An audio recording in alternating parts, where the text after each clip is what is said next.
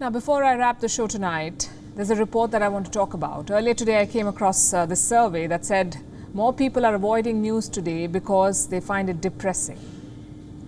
Now, as someone who works in the news industry, this obviously bothered me, so I decided to dig a little deeper. It turns out half of those surveyed said that they were put off by news because of too much coverage of the Wuhan virus. And I could not help but ask myself, how is that bad?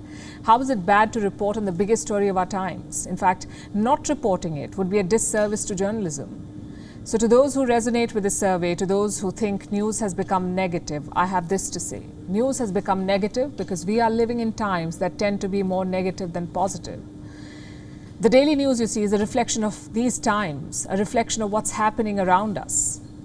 In the last 24 hours, for example, one country has tried to dump poor asylum seekers in a conflict zone. Another has told its people to avoid drinking something as basic as tea. Penguins washed ashore dead. We had to tell you all of this because if we did not, we would have failed at our jobs and we would have been doing injustice to your time.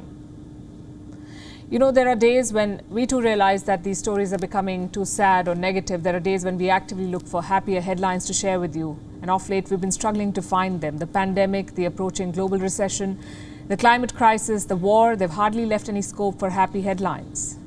So as someone who's in the news business, I thought we owed you an explanation. Yes, news can be difficult to take sometimes. It can do with less toxic commentary and debates that descend into slinging matches. I'm sure that is depressing, and that's something that we avoid, at least on WION. But we value your feedback, so we will try to highlight positive developments more. At the same time, there's no denying that these are challenging times, so I would say hang in there, don't switch off. Because until you get to know about the problems plaguing our world, until you understand those problems, how will you solve them? WION is now available in your country. Download the app now and get all the news on the move.